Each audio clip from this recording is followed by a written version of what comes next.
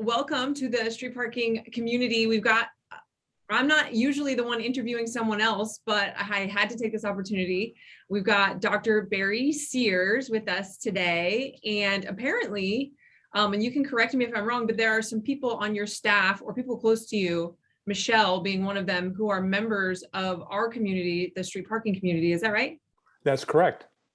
And if you've never heard of Dr. Sears before, he is a world-renowned biochemist and best known, at least in the fitness community, for creating the zone diet back in the 90s. And there have been 6, or are there more than 6 zone books? That's the number I could find. Actually, we're up to 19 now. 19 zone books. Okay, well, 6 are the ones that I own and that I have. So we'll talk a little bit about what the zone diet is. It's something that changed a lot for me personally with my own nutrition back in 2008.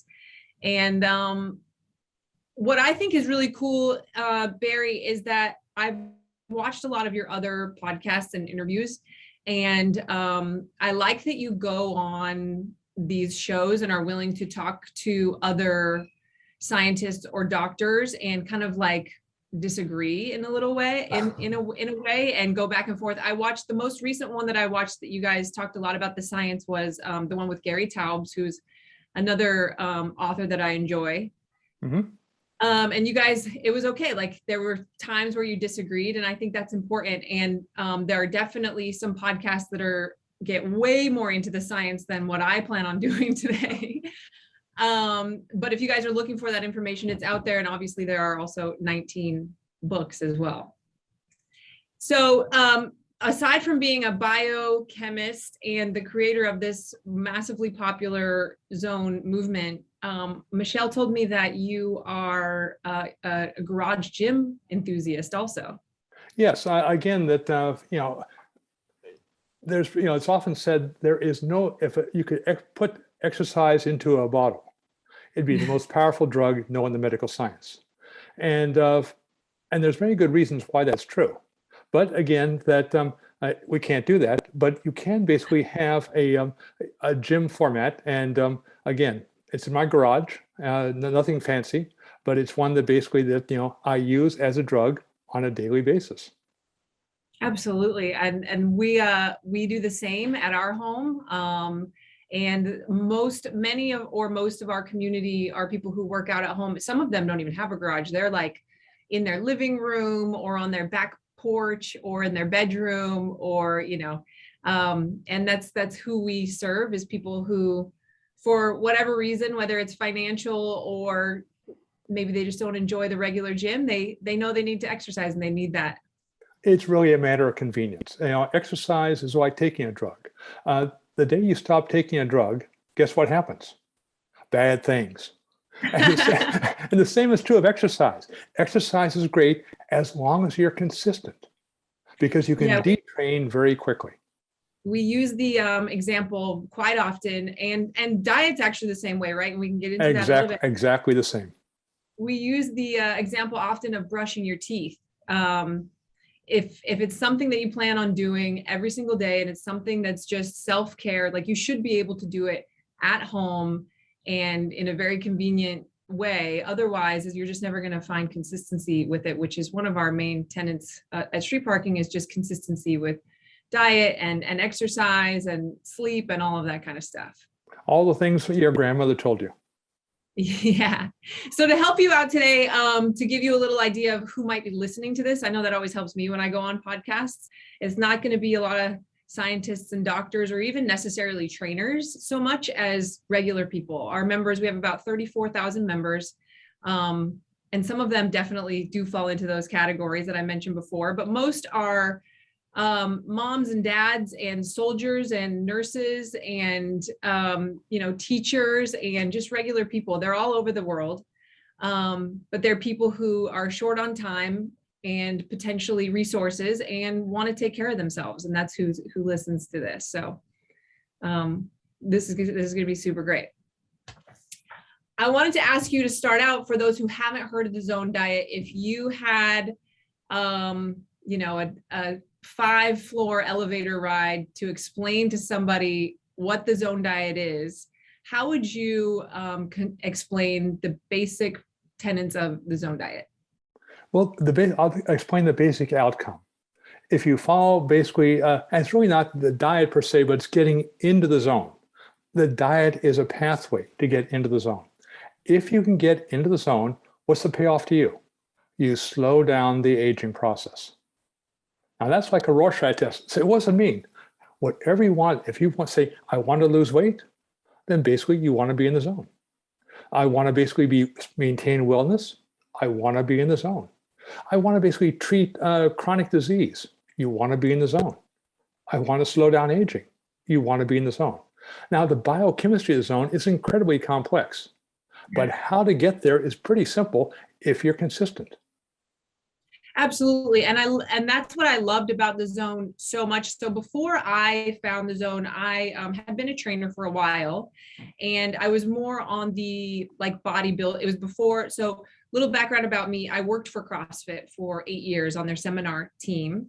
And I got to teach the nutrition lecture at many seminars, probably 100 times. I gave the nutrition lecture where, at least back then, I haven't worked for CrossFit for 5 years now, but at least back then, the zone was what we taught. We taught, 7, 9, and 3, and here's how to find your blocks and the whole thing. And before that, though, I was a trainer already, and I came from more of like a bodybuilding background where you really reduce the types of food you're eating and your calories and your carbs to get really lean for a short period of time. And then nobody expects to maintain it. And then they bulk, and then they lean, and then they bulk. And there's way too many supplements and not enough real food. And the zone was the first time for me that I was able to maintain a level of like leanness and feel good and be able to train the way that I wanted to train when I was competing in CrossFit and working for CrossFit.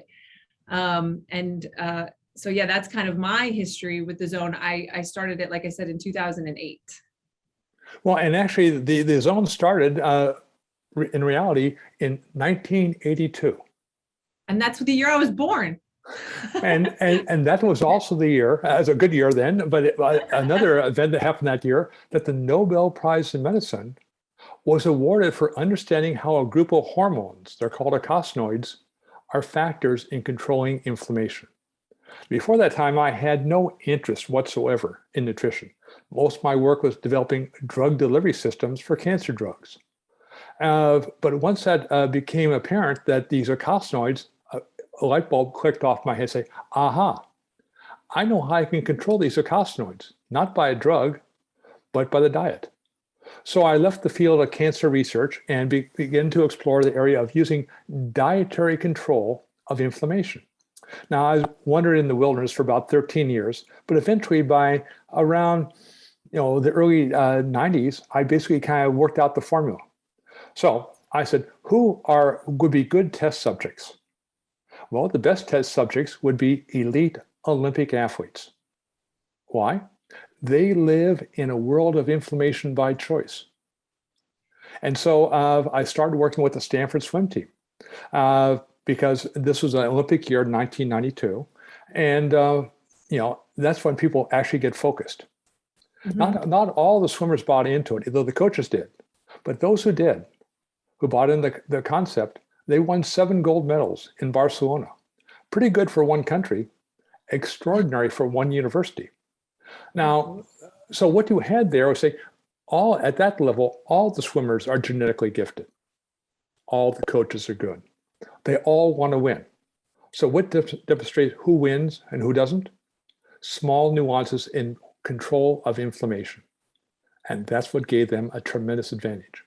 So I knew that from that test group, I can now begin to apply that same principles to other people who live in the world of inflammation, not by choice, but just by bad events. They are either obese, that causes inflammation. They have chronic disease, that causes inflammation. They're aging, that causes inflammation. So you really are looking at an underlying aspect of why we get fat, why we get sick, and why we age. And all revolves around inflammation. If you can keep inflammation in a zone, not too high, but not too low, you've got the keys to the kingdom. Now, to control inflammation, I used what I call the 15-5 rule. 80% of your success will come from the diet. 15% from exercise, consistent exercise, and 5% from stress reduction. But you notice they're not all equal. The biggest impact on controlling inflammation is your diet.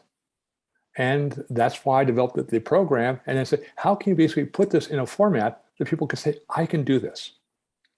Because it's really not that hard, but you have to learn a little of the rules. And once you learn the rules, saying, this is easy. And why do you want to be in the zone? You want to live longer. You want to live better. Now, if that's a goal, then you came to the right spot. If you're looking for a magic pill or magic supplement or magic drug, keep on looking. You're not going to find it. Yeah, that sounds exactly like what we say to people about the exercise program that we provide as well, along with the nutrition advice, which is very much derivative from the zone, because it's something that's worked well for me and so many others in our staff. I think it's important too to share why you made that switch. You come from a family of men with heart disease, and you wanted to not go down that path yourself, and that's kind of what led you to look into inflammation and look into this aging process and all of that. Is that correct? That's correct. It just wasn't heart disease. It was early heart disease. My father died in his early 50s, and he was an Olympic athlete. His brothers died in their early 50s, as did my grandfather. So I knew around the late 1970s that basically I carried the same genetic fortune or misfortune they had. I either say I can live fast, die young, or try to solve the problem. And that's why I basically was searching. And when the Nobel Prize in Medicine was awarded, I said, aha, this could be the pathway to allow me to basically live longer than my genetics would otherwise allow me.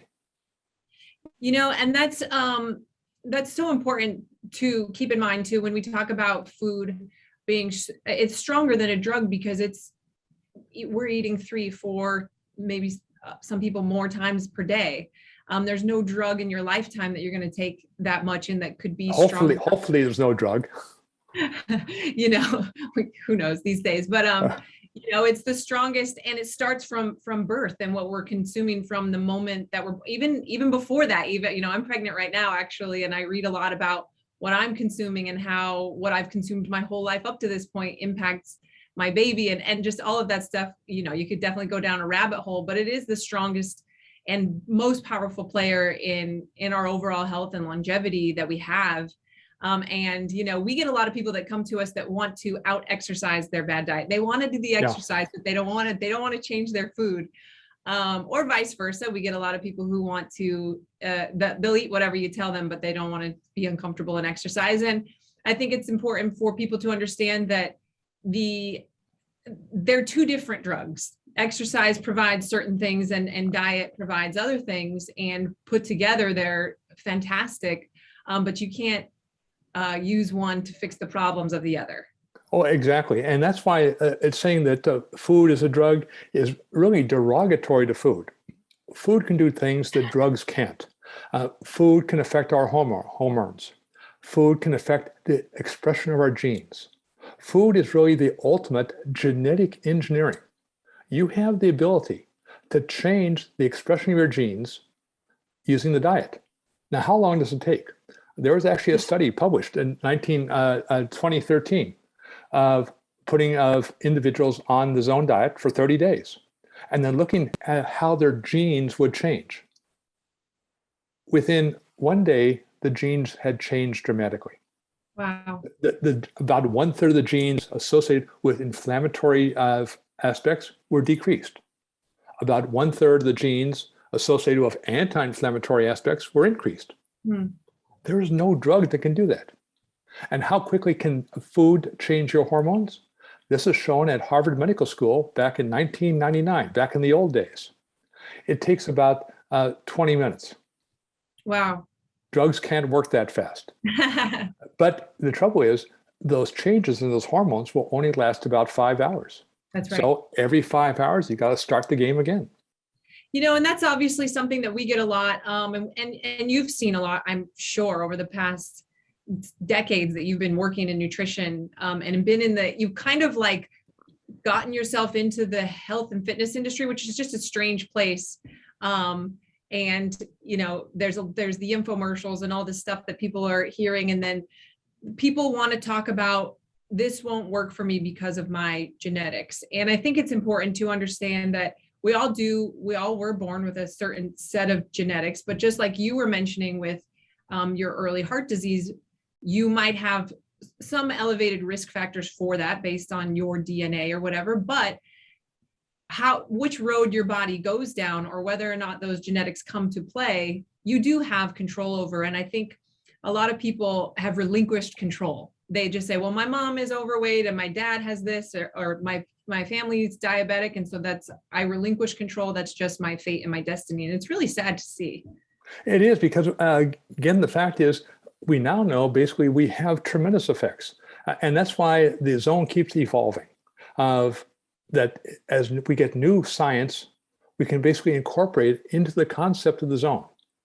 And because the zone is not some mystical place, it's defined by your blood. Either you're in the zone or you're not. It's like being pregnant. Either you are or you aren't. Yeah. And so that's why it takes into account genetic diversity. You keep adjusting your diet until the blood says you're there. And now how long you stay there? The rest of your life. That's right. And so, and also it's one that basically doesn't, it fits into every diet philosophy. You can be a paleo and follow the zone diet perfectly. An omnivore, follow it perfectly. A lacto-ovo vegetarian, you can follow the zone diet easily. You can be a pure vegan and still do it. I wrote an entire book called The Soy Zone for vegans. And so there's no dietary philosophy it's not compatible with. There is no predeposition of genetic background that you can't basically keep altering it until basically it's right for you. And the blood will be your marker. Yeah. And so kind of to give to the listeners, and you can correct me, this will be my explanation if I was in the elevator trying to explain the zone of what the actual prescription is you find out your protein needs, and that's based on your gender, your body size, your activity level, and you figure out what your daily protein needs are, and then you build from there. It's based on your caloric need for your activity level and what you need, no more, no less. And then it's all about macronutrient balance across protein, carbs, and fat to make sure that you're getting all of the good stuff that we need that comes from the 3 different food groups. Would that be a good explanation for people? That's pretty good in my book. That's pretty good because it says, yes, I can do this. I'm going to make it easier, because all you need to follow the zone diet are 3 things. You need 1 hand, 1 eye, and 1 watch. And here's all the rules you need. First of all, divide your plate into 3 equal sections at every meal. That's why you need the eye. Now, on 1/3 of the plate, you put some low-fat protein. How much? The amount you can put on the palm of your hand. Before you get too excited, that's also the thickness of the palm of your hand. Now, some hands are big. That's I say good try, but are not the rules. And what about the other 2/3 of the plate? You fill it full of colorful carbohydrates. Those are called fruits and vegetables. And then you add a dash of fat. That's a small amount. Now, how do you know if it's working? That's why you need the watch. If you're not hungry 5 hours later, that last meal you built was hormonally ideal for you.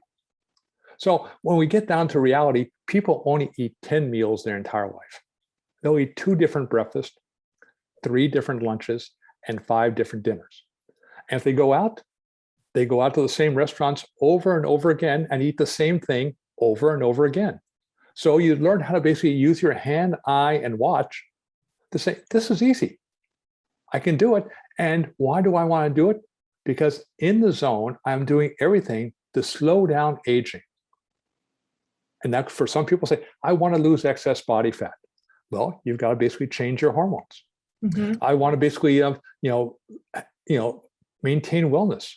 You have to basically keep your inflammation in a zone. I want to basically live better. You better basically keep inflammation under control. So there's no point in your life that basically being in the zone is not important. And in your particular case, right now is the most important for your child, because it's called the prenatal area. It's where basically you have fetal genetics being taken place. So this is the one time when women particularly begin to pay very close attention to their diet, because it's no longer about them, it's about the future of their child. And so, whether you're basically minus 9 months or 102, you want to be in the zone. Yeah.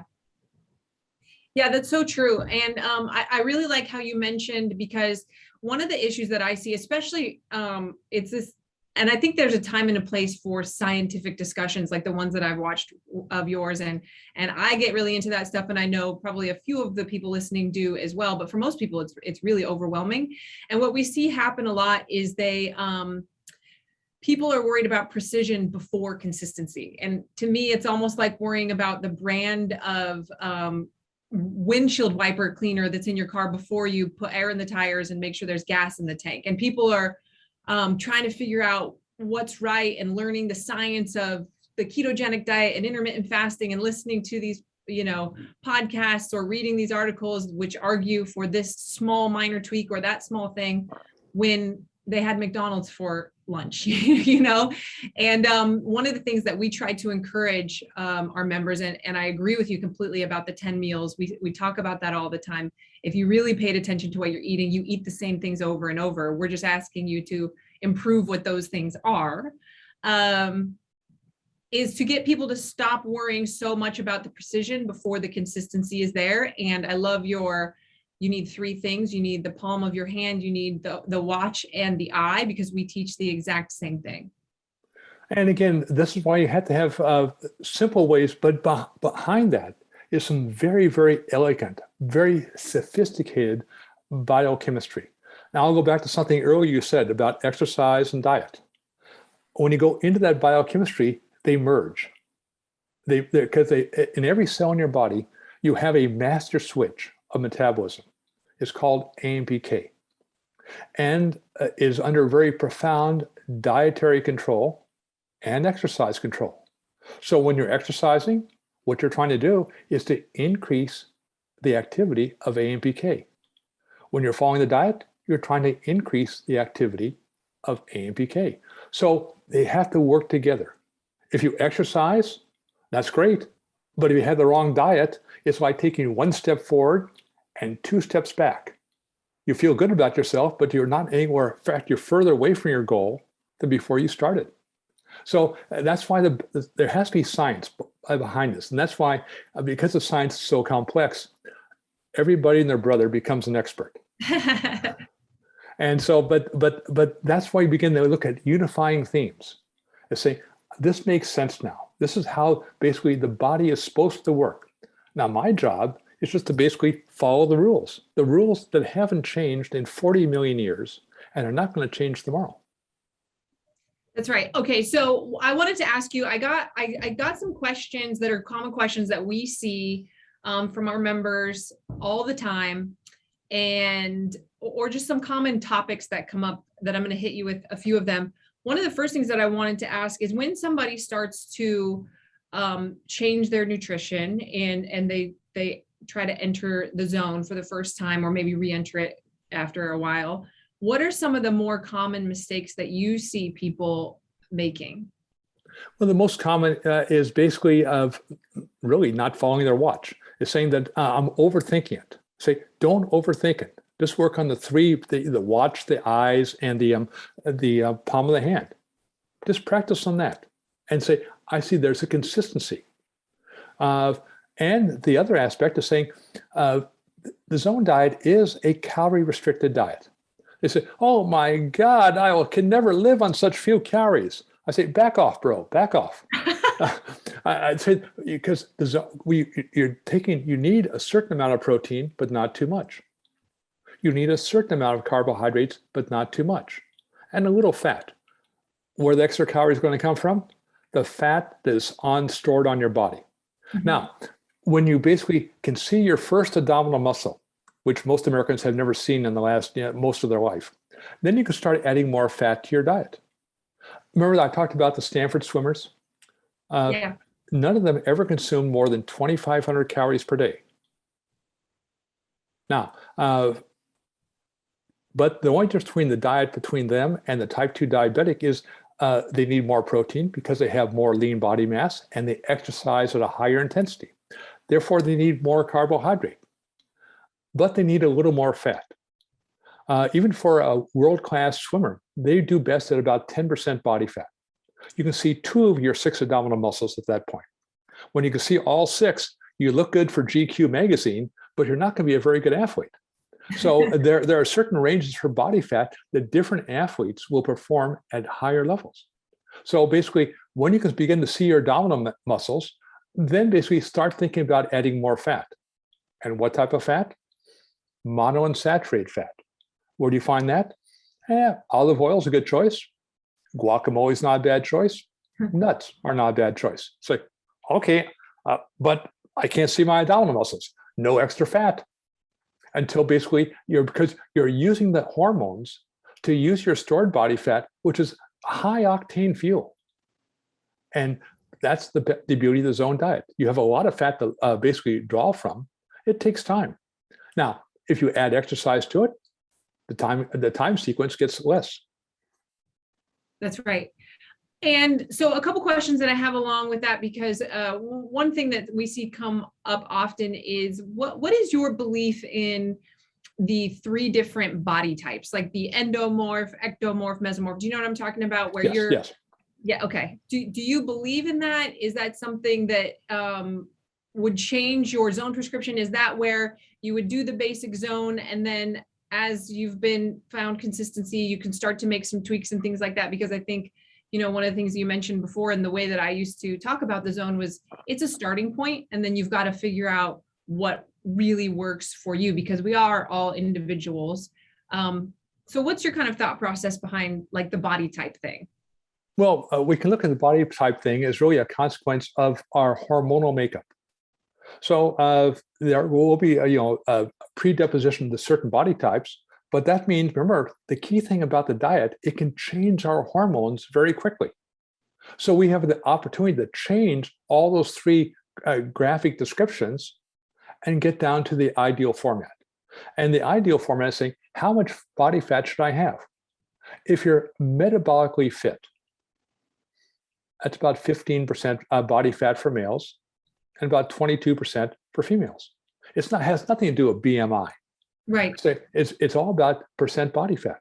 And here's a good rule of thumb. If you're a male and you have love handles, you're above 15% body fat. So I said, well, wait a minute, but I say, here's an easy way to say, are you overweight? Take all your clothes off, stand stark naked in front of a mirror and say, do I like what I see?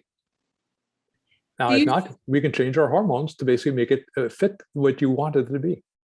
Do you see different genetic makeup in that you could, I mean, I know the answer to this question is yes, we definitely can see somebody who does not eat well and who is very high inflammatory, who has that 6-pack. So that's not necessarily the marker of, well, then your diet's fine necessarily. And somebody who is in the zone and naturally, maybe they are around that 22 to 25% body fat and they can't see their top abs, but they are metabolically fit. And that's what their body looks like healthy. Now I think that goes too far. And this whole movement of healthy at any size is very popular right now, but will we see variances in what metabolically healthy looks like on different individuals is basically what I'm asking. The answer is yes, you can see significant aspects in terms of the look.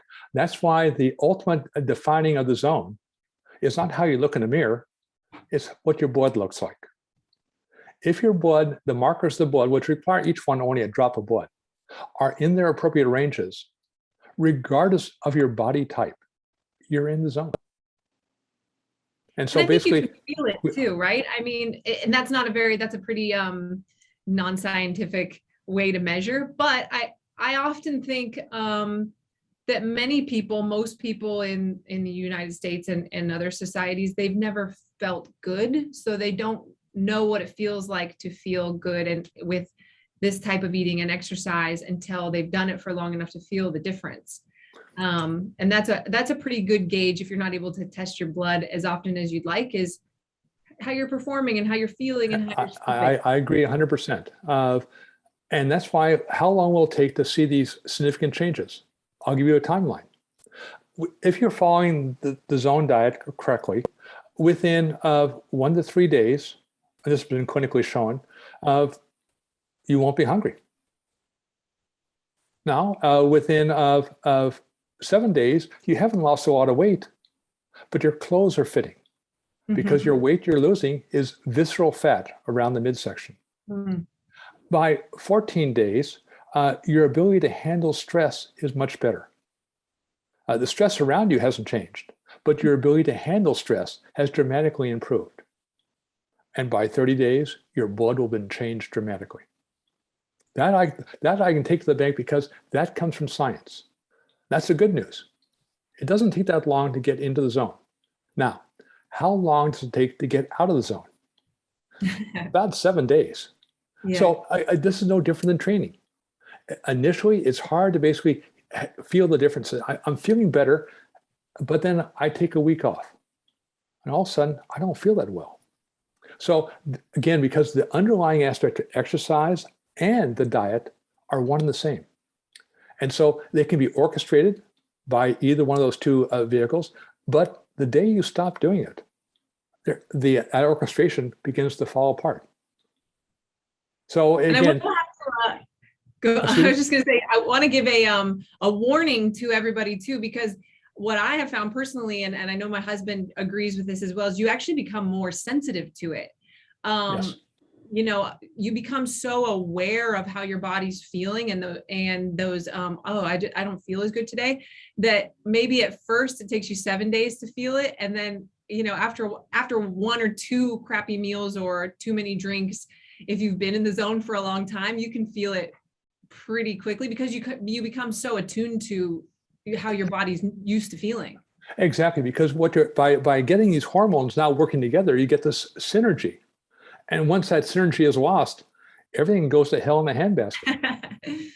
Yeah. You know, I always joked about, like, before I knew all of this stuff is like my BC, like, you know, I referred to, oh yeah, when I used to just drink on the weekends, and I would drink coffee with sugar in it, and I would have my bagel with cream cheese, and I just, you know, life was great, and I didn't realize how bad I felt. And now if I do that for a couple meals, I pay for it immediately. And it's not that I feel worse, it's just that I'm used to feeling so much better now. Exactly. Well, another way of looking at this is looking at each meal as a step.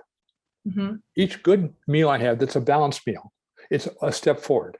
So I have an option to have either in the course of a day be 3 steps toward my goal or 3 steps further away. That's great. Well, what if I have 1 cheat meal? Okay, I have 2 good meals and my cheat meal. I'll say 2 steps forward, 1 step back, net 1 step. That's better than -3, but Right. it's not as good as +3. Right. And okay, so that reminded me of a question that I had before when you were talking about looking at the watch, and when you're in the zone, you won't be hungry. I think one of the things that we struggle with a lot this day and age is signals for wanting to eat that aren't biological hunger. It's a habit for us to eat at a certain time, or certain smells trigger our desire to eat, or when we're sitting on the couch, we have this desire to snack, and it's not real hunger. And I think people struggle with that a lot. They say the same thing, like, I'm really hungry on this, and it is a calorie deficit. So I would expect somebody who's used to eating a lot more to feel hungry at first. But do you have any tips for those more like psychological or emotional triggers for eating that aren't really hunger, and how to differentiate being actually hungry with those? Well, again, there are many psychological cues, and that's why they pay millions of dollars to run ads to basically get you to do what they want you to do. It's like, eat this, and then all this joy, but the fact is, those are psychological signals. You also have hormonal signals from the last meal that can counterbalance that and trump them many times over. So it's surprising how strong your willpower is, the better the quality of your last meal. Mm-hmm. And so if you say, well, I'm going to be watching TV, or let's now take one step backwards. Say, what's the best time to eat? Here's a good rule of thumb that hasn't changed in 500 million years. Eat when the sun comes up and stop eating when the sun goes down. The reason why? Our body is controlled by circadian rhythms. That's right. So saying, okay, I got it. When the sun goes down, now it's time to stop eating.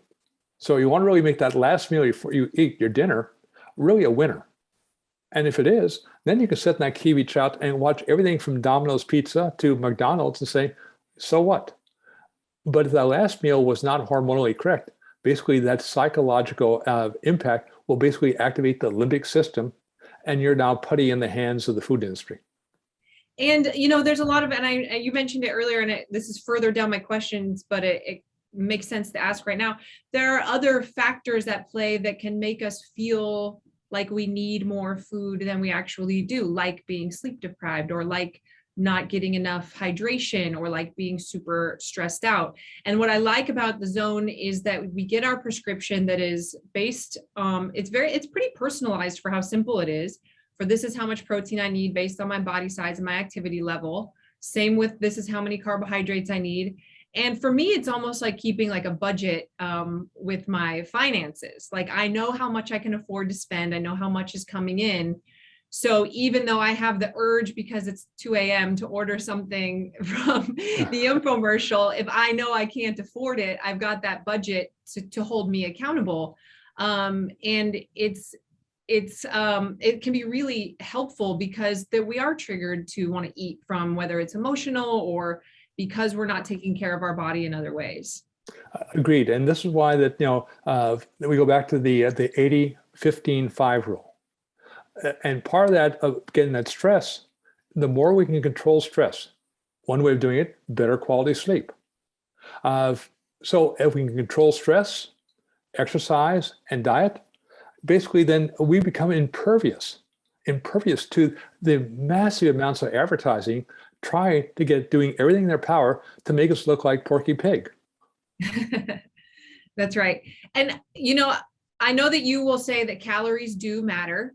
One of the things that I remember we still have this problem now, but especially when I was working for CrossFit, that became like an issue back then. This was probably like 2010, 2012, is where people were doing the Zone prescription with really not the most favorable, in your words, I'll use favorable foods.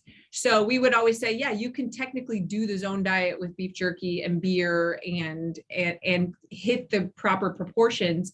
But what we would always teach them is that's not how it was intended to be done. And I think it got a little bit skewed in that way, where people were just checking the boxes and not understanding how you had intended and what your belief is on the types of foods that we should be eating, and not just hitting the certain macronutrient numbers. And the reason your point's well taken, because again, it's what's in food. One of the things, two things which are in food and why we want to be eating lots of fruits and vegetables. What's a lot? How about 10 servings per day? They say, oh my God, I couldn't eat all that. Say, well, that's what the Zone says. And why? Because the two things in fruits and vegetables are not the carbohydrates, it's the fiber and the polyphenols. We now know they have a very dramatic impact hormonally on our appetite. And so by taking those out, and as far as I know, there isn't a lot of polyphenols or fiber in beer, but there's a lot of carbohydrates. So by taking them out, then basically we have taken away some very powerful control tools in our gut that communicate directly with our brain to say, stop eating. And so this is why people say, if you say, well, I would die on such few calories, say, but you have to eat 10 servings of fruits and vegetables per day. Say, no person can possibly do that. And say, okay, we got a problem here because That's what the zone diet says. I need some protein to balance it off. But again, it's how that type of carbohydrate, what's in it, and the protein interact to control the hormonal output. And as every female knows, and most males should know, but females are much more sensitive, hormones are pretty powerful. You're telling me at 7 months pregnant over here. And I think that's really good, because I think one of the nutritional approaches that is always going to be popular are the people that will tell you, you can eat whatever you want as long as you hit this, this, and this. And I think you can achieve a level of leanness doing that. I've seen people do it. I've done it myself before, I started eating this way. And yes, body composition, but it's not just about that, at least not for you and not for us at Street Parking. It's about that overall health, the longevity, the how you're feeling, the sustainability of the diet, not just hitting a certain body fat percentage for a week or two for spring break or something like that, but your lifetime. Well, and more importantly, again, we go back to science. We often talked about the ketogenic diets. In my early days, they're known as the Atkins diet. Poor Bob died, so now it's a ketogenic diet. But we did very careful studies published in the world's premier nutritional journal in the world, the American Journal of the Clinical Nutrition, where we compared a ketogenic diet to a zone diet under highly controlled circumstances. We controlled every bit of food they put in their mouths. And we looked at all the parameters between what was happening between the individuals. Now, on the ketogenic diet, yes, there was weight loss, but there was greater weight loss on the zone diet. There was fat loss on the ketogenic diet, but there was greater fat loss on the zone diet. When we looked at their exercise capacity, those who were on the ketogenic diet, they were saying, I'm not feeling all that good on a treadmill. But the one thing, the ketogenic diet was vastly superior to the zone diet, that in 6 weeks, it doubled the levels of inflammation in the body. The zone diet was developed not to basically lose weight, but to lose inflammation. And it's my understanding, and maybe you can explain this or just completely debunk what I believe, is that your need for carbohydrates changes based on your activity level and the type of activity level. So I'll share my story with the zone. When I started the zone, I was doing CrossFit. I was CrossFitting like once per day. And I got really, I've never been overweight, but I got really lean, really fast. I was like 9% body fat or something like that. And so I was getting almost all of my carbohydrates from fruits and vegetables, not even sweet potatoes or anything like that, just straight up like berries and apples and veggies. And what I found was that for me to perform, because I was also trying to compete, and for me to gain muscle, because I was trying to increase my strength as well, that I didn't change my protein intake too much. But the carbohydrates I needed to add more starchy carbohydrates in, along with increasing my fat for performance in the type of training that I was doing. And from what I understand, ketogenic diets and even ketones are better used for like a long, slow distance, not for people who are trying to gain a lot of muscle or be super explosive or this high intensity type of training. So how would you advise, because we do have members, we have obviously a bigger percentage of our members that are trying to lose weight, but we have a good subset that would love to gain some muscle too, and are worried about athletic performance at high intensity. Well, that's why it's not the ratio of protein to carbohydrate per se, but the ratio of protein to the glycemic load. Okay. So as you have higher levels of physical exercise, you're reducing insulin resistance, which means I'm going to need a little change in the glycemic load, so I can now add more carbohydrates, ideally of whole grains of this, because I'm now getting a higher density to get that balance of protein to the glycemic load that basically controls insulin. And that's why you're seeing subjective aspects saying, I'm not doing this. I'm going to have to basically change my glycemic load. The protein's fine, but I have to change my glycemic load to basically get a little more carbohydrate without basically going to the extreme of saying another cheese pizza, please.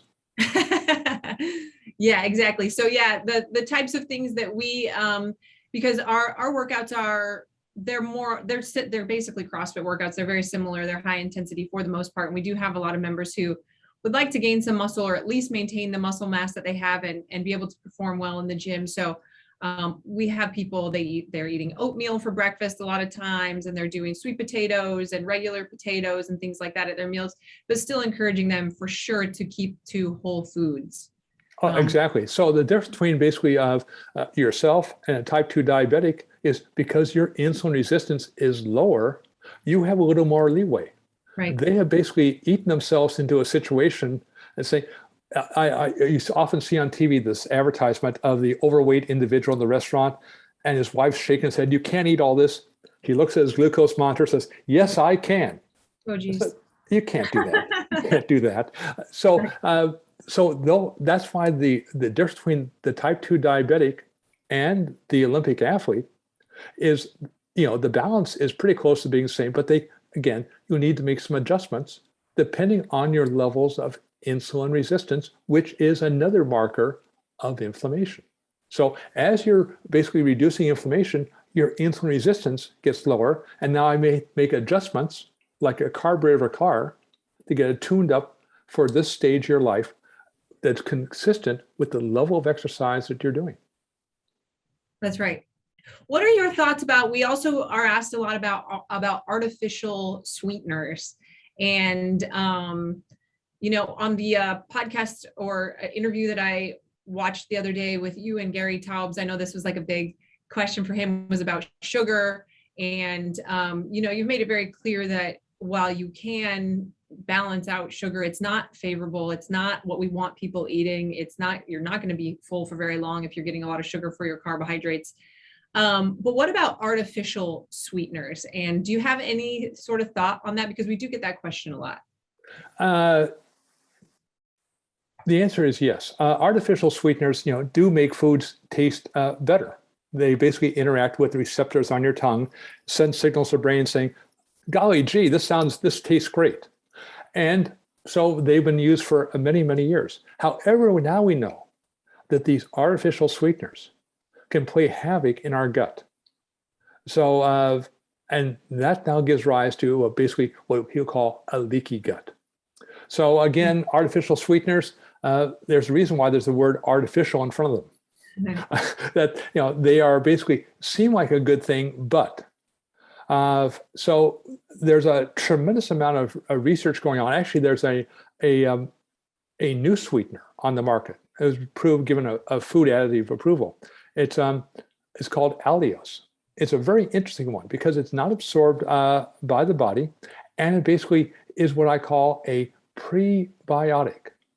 It improves gut health, but it does have some type of sweet taste. So I'm very excited about Allios. It's a rare sugar, but now basically it's making its way that allows you to have just enough sweetness, but again, without the adverse effects on the gut and without the adverse effects on the blood you'll get from typical sugar products. Wow. Yeah. I mean, my kind of thought about sweeteners, because I used to drink a lot of Diet Coke. Even when I started the zone, I drank a lot of Diet Coke. And one of my favorite, she was another coworker at CrossFit who worked for CrossFit with me for a really long time. She has a whole nutrition podcast and community that she works with now. And what she'll say is whether or not sweeteners are impacting our lean body mass or our body composition or whatever is irrelevant. What you don't often see is somebody who consumes a lot of food with artificial sweeteners, who's also consuming a lot of whole foods. Those usually when people are eating a lot of protein bars with artificial sweeteners and drinks with artificial sweeteners, what you're not eating are the fruits and vegetables and the high quality protein. You're trying to, again, mimic those macronutrients with not as ideal of food. And you don't often find somebody with a lot of artificial sweeteners who are eating the amount of whole foods that we would like to see. Well, and you use the right word, mimic. Everybody says, "Oh, calorie restriction is so hard. I'm looking for calorie restriction mimics. Exercise is so hard. I look for exercise mimics. I can sit in my chair and take my pill and it'll do all the work for me." You say, "Hello, did anybody home?" It doesn't work that way. And so let's go back to first principles, that basically our bodies are designed, have evolved to basically have a pretty controlled intake of what every aspect of our metabolism needs. And we're designed to exercise. You say, but I don't want to. Saying, then basically, good luck, because basically you're going to have a rough road to hoe going down the future. That's right. I always say, well, I often don't want to brush my teeth. I just want to go to bed. But here I am with my floss and brushing my teeth, because that's what's good for me, and that's what's going to, keep me healthy. The other thing I've noticed with sweeteners too is that what we want to do is redevelop. I say redevelop because I have two young boys. I have a 4-year-old and a 1-year-old now, and they eat everything that we eat. And they've never had sugary cereal. They've never had McDonald's. They've tasted ice cream or cake at birthday parties and things like that, but it's definitely not something regular for them. And when we ask them for what snack they want an apple, they want a banana, they want berries. My 1-year-old they eat ribs, off the rib, and they're just sitting there eating. It's very natural for them because that's what they know. Somebody who's eaten a lot of sugar or even those artificial sweeteners, apples don't taste as good to that person at first anymore. And we need to, if we want to enjoy the types of foods, the whole foods and things like that, I think eliminating some of the sweeteners from our diets are going to help us to reignite our natural palate that we're all born with, but we've lost through eating these fake foods. Well, and one of the problems is that basically sugars per se and the intensity of the sugar experience. That's why artificial sweeteners are very intense. They can send signals directly from the mouth to the brain and basically begin to hijack the limbic system. No different than opioids. Right. And so what you have is if you basically have a drug addiction, it is very hard to overcome it. And that same type of neurological pathways are in place with the foods. If you look at the food industry, what they deal with, say, how can get the cheapest materials that have zero taste, and then add back chemicals to give it unique taste. Like one of the things that just makes my, because I can't believe this type of thing, the Impossible Burger. Saying, wait a minute, what? Say, well, I don't get it. It's saying you're putting in all these things to try to make it look like a hamburger, and saying, why? And saying, because I can make money on it. Right. That's what it boils down to. So yes, it's hard, it is hard to basically detrain children or adults from basically artificial food. But once you can break that habit you basically can retake control of the limbic system in the brain that says, just do it. Yeah, and going back to the emotional triggers, I think that when we are emotionally triggered to eat, those are the types of foods that people are thinking about. I was having a very pregnant, hormonal, upset day the other day, and I was driving around by myself and thinking like, oh, it'd make me feel better right now. And I eat very clean and have, like I mentioned, for 13 years. Well, maybe I should just go get myself a cookie. And I'm like, no, like that's not, we don't medicate with food, that's not something. But nobody's upset and hormonal or sleep deprived and just craving steak or craving, veggies. You can tell by what it is that you're seeking, maybe what those triggers are. And I think that's one way where people can really pay attention to those hunger signals. Well, it's all about basically continued awareness of, we go through life and it's easier with a little discipline. Discipline is one of the hardest things to instill and maintain. So you have to have a noble goal to do that. You had to want to say, do I need this cookie? Say, I've got a fetus down in my, basically stomach, and say, do not basically do that. So that's why rationality comes in to overcome evolutionary programming that basically says, that we basically seek pleasure and avoid pain. So that's why the rational thought is saying, okay, I'll think about it. Nah, this is probably not a good idea. It goes back to budgeting. It's the same as budgeting. Exactly. Yeah, it's budgeting you're budgeting your hormones. Exactly. Yeah, and taking emotion out of it and taking judgment out of it that way too, because I know that's something that people deal with is they feel bad about themselves if they go off the zone or whatever, and that's not necessary. It's just got to rebalance it and start over. I know you talk about that you're 1 meal away from being back in the zone. And really, you're 5 hours away, because every 5 hours, the game starts again. So you had a bad inning. That doesn't say the game's over. Say, okay, I'm coming off the bat next inning. I'm going to knock it out of the park. You know, one of the things that we talk about in our community too, when it comes to the workouts, but I guess the nutrition as well, is we have this concept of more than nothing. And it's kind of like, hey, if you do some air squats and burpees and you're not really even going hard, but you do it at the foot of your bed right before bedtime because you are committed to getting in your daily movement, we promise you that consistently, if that has to happen sometimes, if you're consistent with even that, is better than 2 weeks on, 4 weeks off. I'm good in January, I start over in April. And I think nutrition can be the same way. People expecting perfection from every single meal and choosing the right thing at every single meal is unrealistic. But understanding, okay, well, crap, I just ate some of my kids' Halloween candy. Maybe at least I could go grab some protein to go with it, call it a meal, that's better than giving up completely.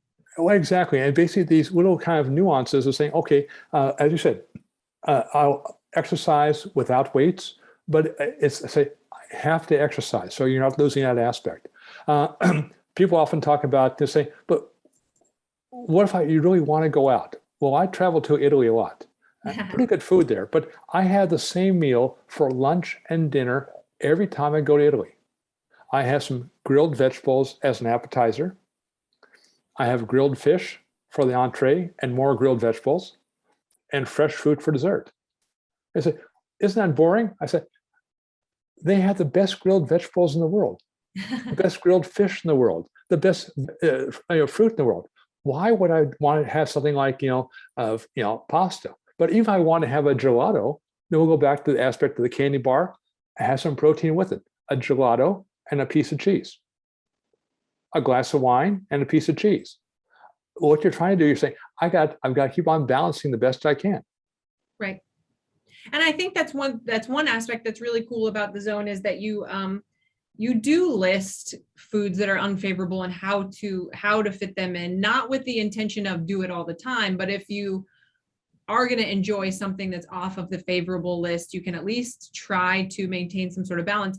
And one thing that I've noticed as I've eaten this way is I could go to Italy and have a very small gelato, or I could have a few bites of pasta, and that would be just as an enjoyable of an experience, or maybe even more enjoyable for me than somebody who eats the whole dish or eats the huge size and huge portion.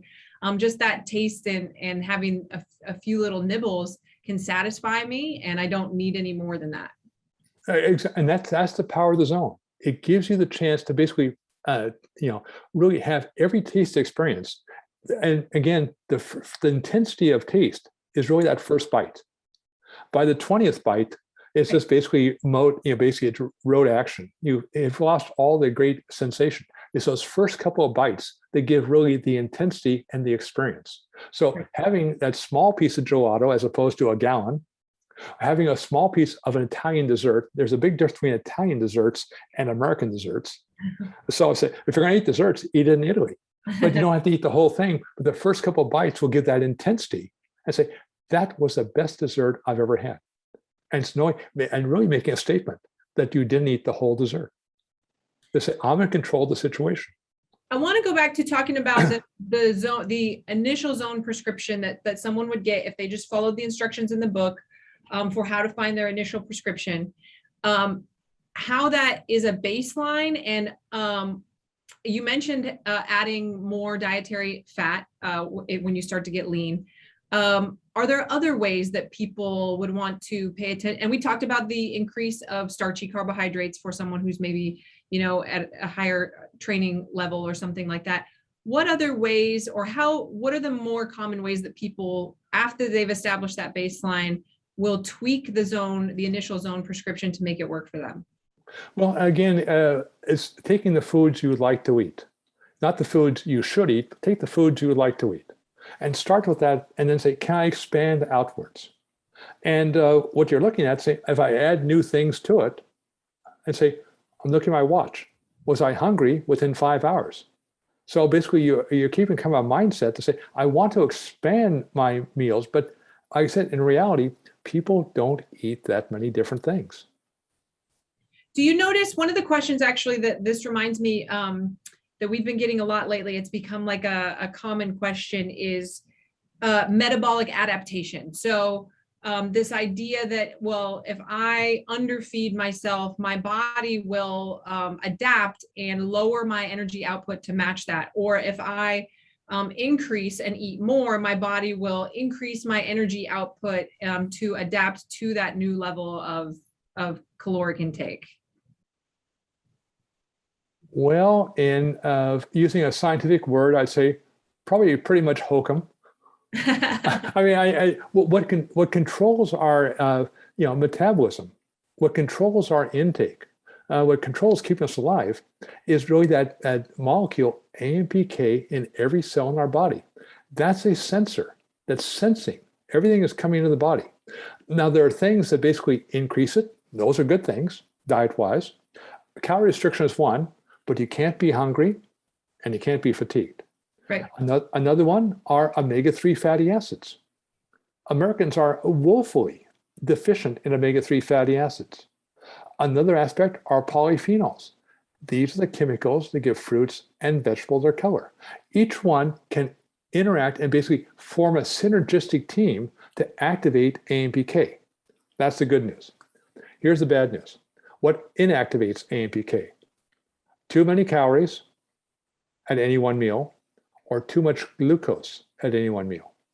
Now, the glucose could come from, let's say, whole grains. So if you have some insulin resistance, I've got to hold back on that. But as I train, my insulin resistance drops, so I can have a little more glucose using whole grains, but make sure they're whole grains as opposed to white grains.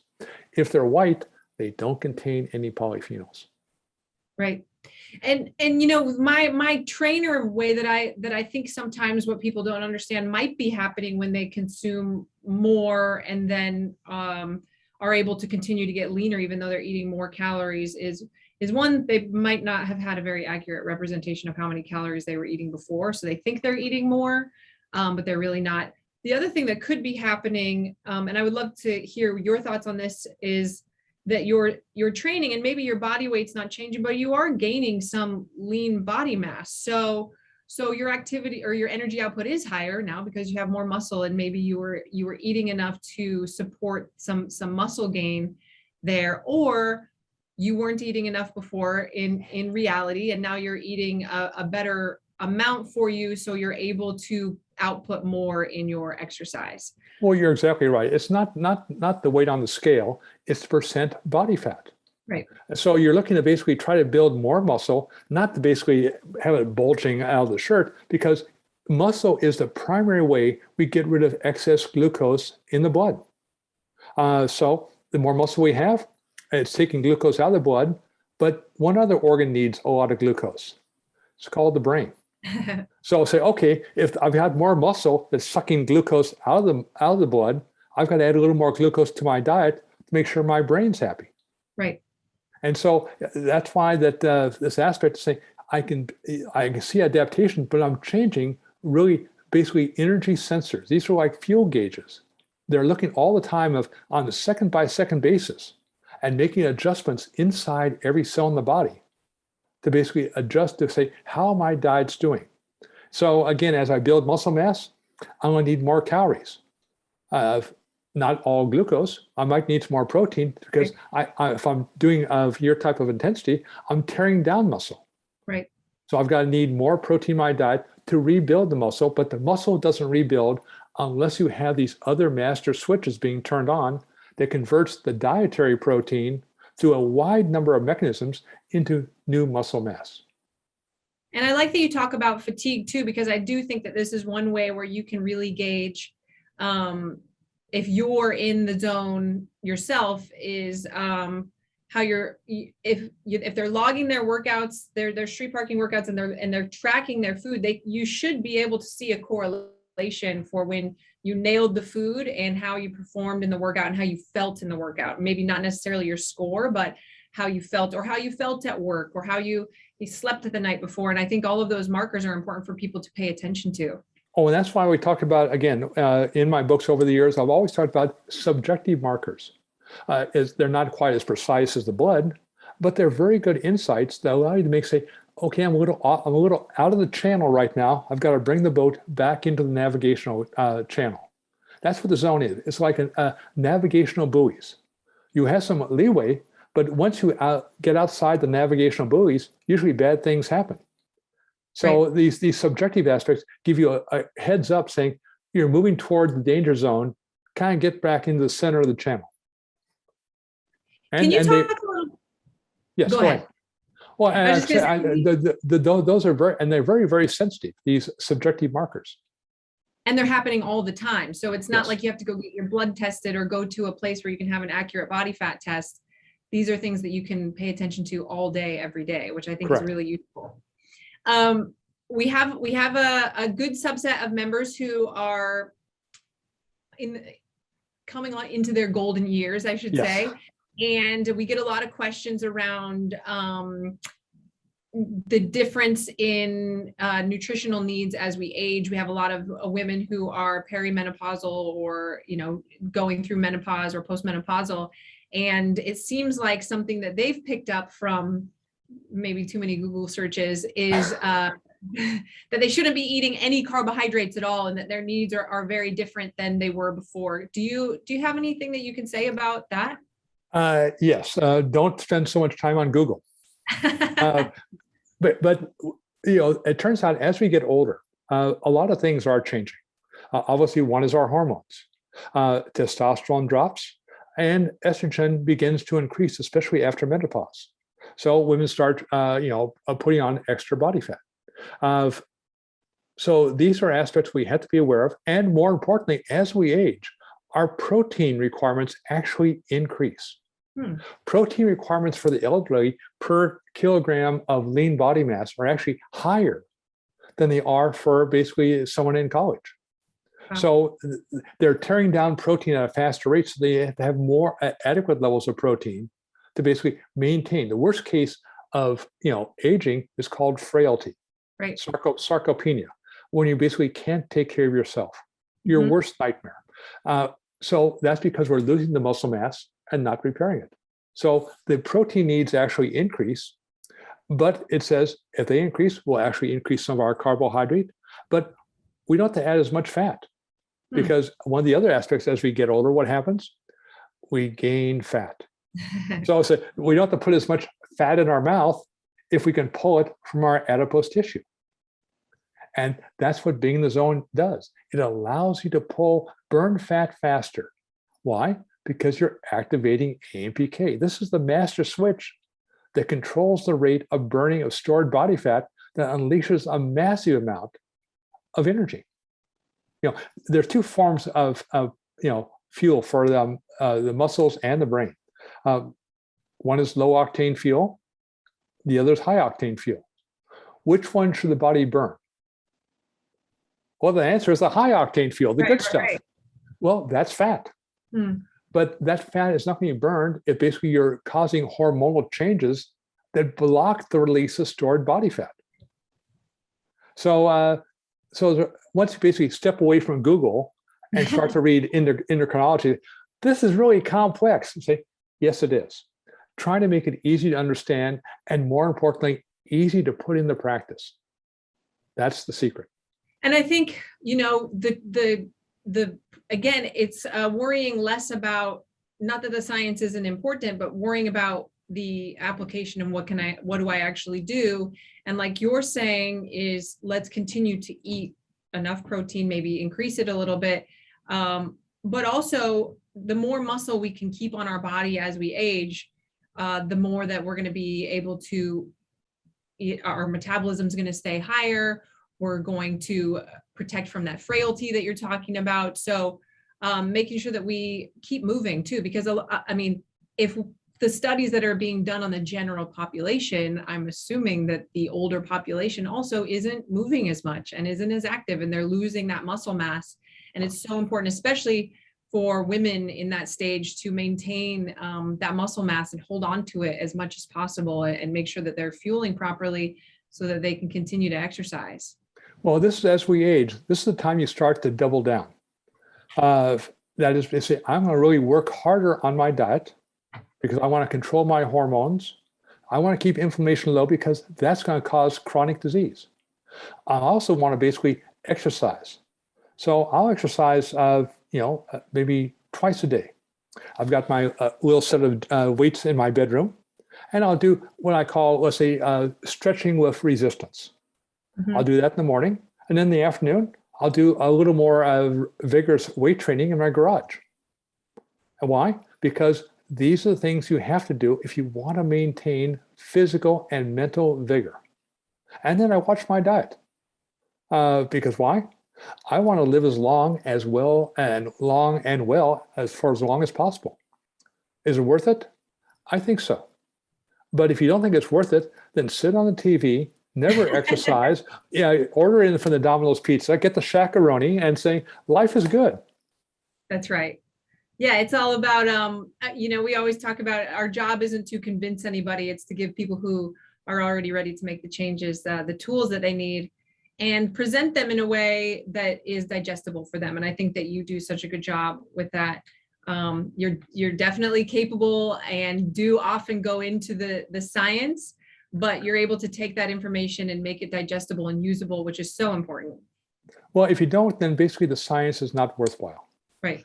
And so that it's very easy to talk jargon, but you have to be able to take the jargon and translate it so it's credible, but in a usable format that everybody can say, I can do that. And I say, yes, you can. And how long will it take you to see the differences? 30 days max, if not sooner. Mm-hmm. That's awesome. Well, I appreciate you taking the time so much. I definitely kept you longer than you were probably anticipating.